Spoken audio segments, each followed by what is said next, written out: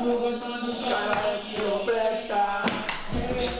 Vai sentando sem compromisso.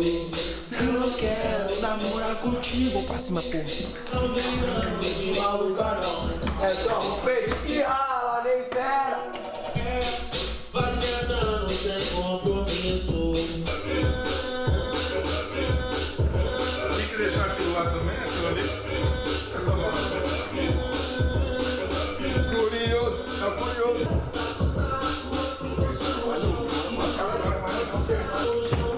Tá com saco.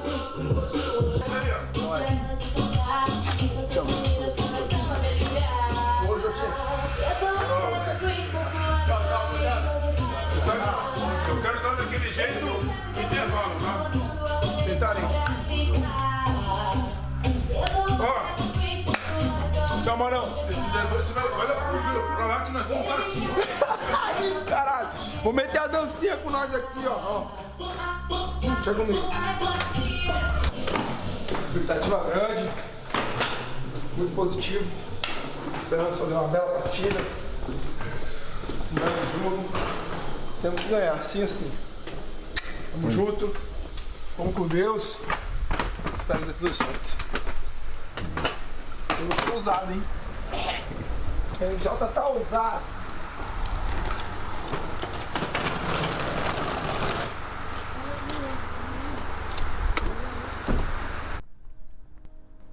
Before leaving his home to go to the game, Neymar performed a series of things that takes him to his optimal emotional state.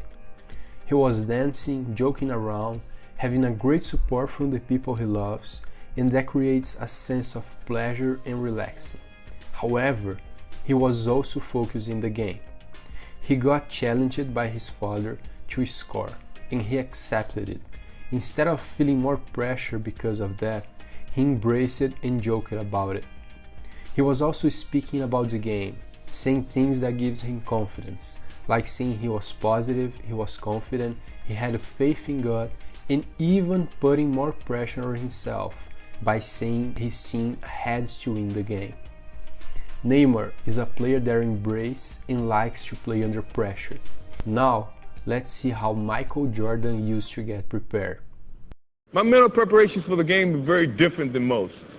I try to relax myself. I'm a jokester, a prankster, if you want to say it that way. I listen to music, I joke around with the guys, I take my whole mind away from the game itself, and then when the time comes to focus on the game, I focus on my athletic skills and putting it together with the team, and somehow collectively going out and doing our jobs each and every day. I challenge myself to be the best basketball player every moment that I'm playing the game of basketball.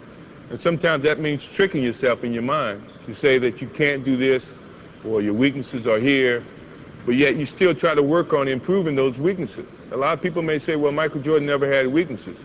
Michael Jordan had weaknesses. He just had to dig deep inside himself to figure out what they were and challenge himself to improve those weaknesses. So mentally, I like to challenge myself to go out and play a perfect basketball game. Although I know you can't do that. It's practically impossible to play a perfect game, but that doesn't mean you can't challenge yourself to do that. As himself said, he likes to take his mind away from the game while he's in the dressing room. He accomplishes it by joking around, pranking with his teammates, and listening to music. When the time to focus in the game comes, and this is a time he sets for himself, he starts challenging himself to be the best basketball player in the court. That has two main impacts. He believes he can be the best one, as he has a strong self-image, and it gives him the freedom to try the things he wants to do, as he has no obligation. That is just a challenge. Lastly, he also said how he tricks his mind by saying positive things to make himself to believe he can do the things he wants. Now, let's look into how Stephen Curry gets prepared before competing.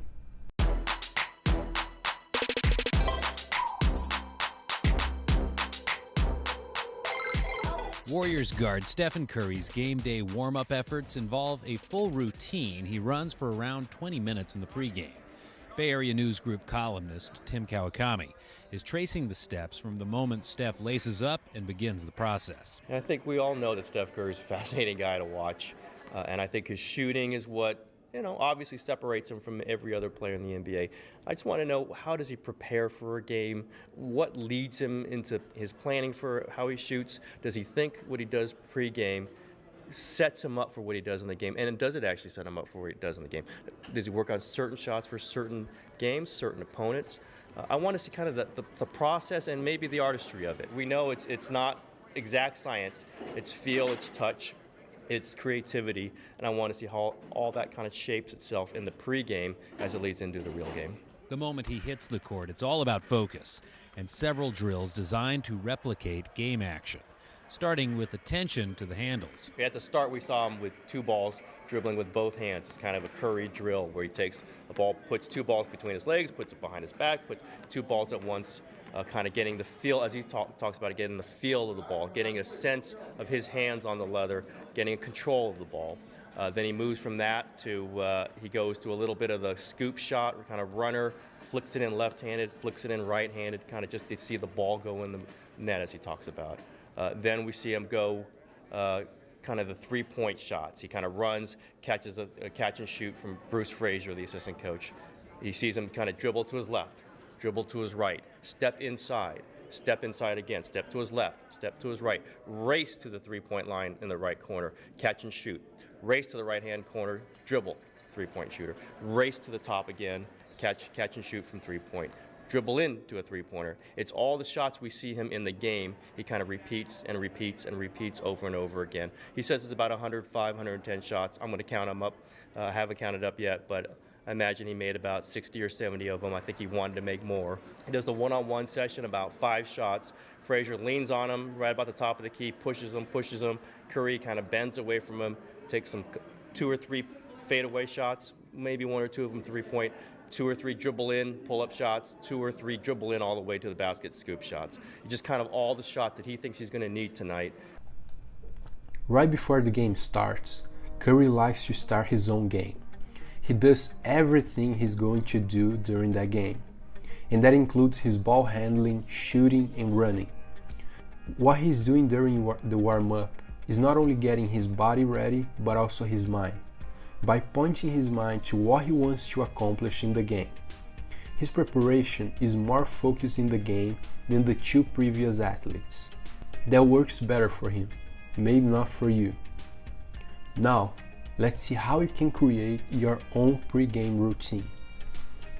Before you start creating it, you need to have in mind what you want to accomplish with it. Do you want to feel more relaxed or more motivated?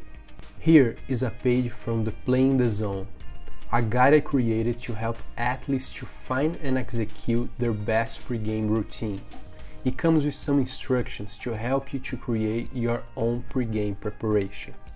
By using this drill, you are going to find what is your optimal arousal level.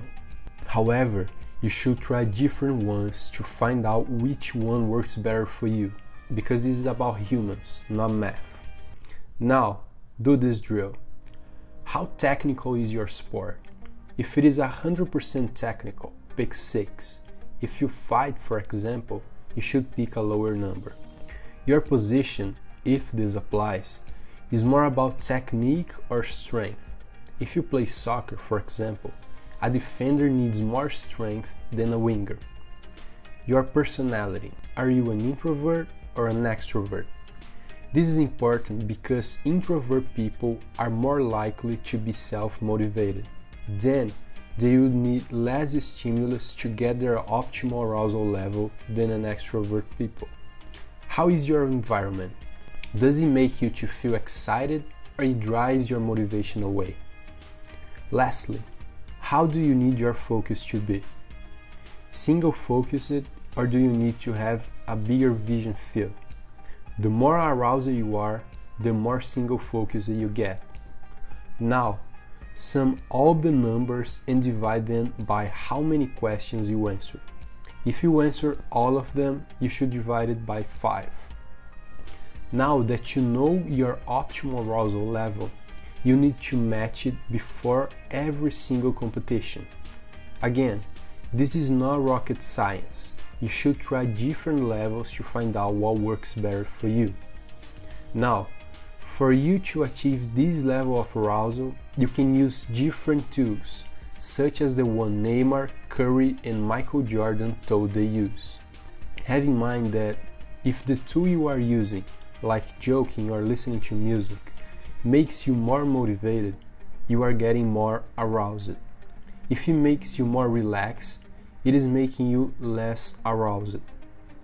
One important thing to say is that anxiety will be present, and you should not face it as a negative thing.